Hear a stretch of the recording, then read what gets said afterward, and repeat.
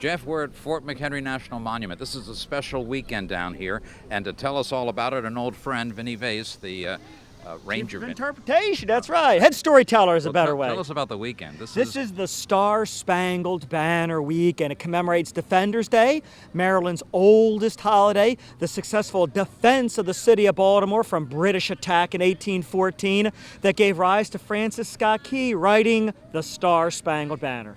It happened on this weekend? It happened on this weekend. It happened the 13th and 14th, way back in 1814. We're doing it on the weekend close to that so that people never forget the old defenders of 1814. Okay, so quickly, tell me what you've got here.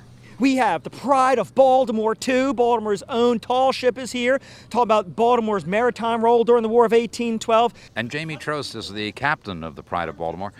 Tell me about the connection between the Pride type of ship and the War of 1812.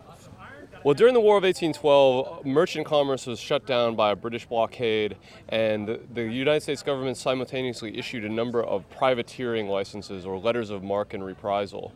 And while there were privateers launched as private enterprise going after British merchant vessels for profit, all the way from the coast of Maine down to the coast of Georgia, it was the merchants of Baltimore who took the very innovative Chesapeake Bay design that they had already been using for trade and adapted it as a seagoing warship in order to claim these British prizes. And the design of the Chesapeake Bay schooner so outstriped everything else on the ocean that of the 1,000 prizes that were taken by American privateers, fully 500 of them were taken by about 20 ships out of Baltimore. Now, and is the Pride going to be here all weekend? The Pride will be here all weekend long to celebrate the connection between Fort McHenry and the Chesapeake Bay schooners, the privateers that Pride of Baltimore 2 represents. The United States Marine Corps Historical Company are firing cannons this weekend. We have the Fort McHenry Guard Fife and Drum Corps playing fife and drum music.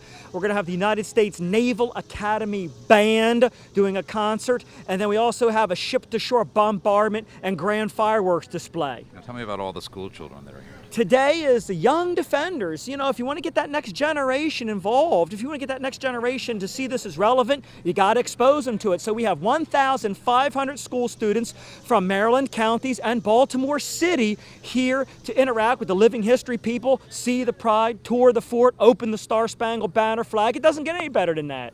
And you're real enthused about it. Absolutely. I'm a kid myself, you know. That's what got me involved. You know, my dad took me here when I was a little boy, and I was just entranced. And you plant that seed, and then later people appreciate what happened. Ranger Vinny Vase at Fort McHenry.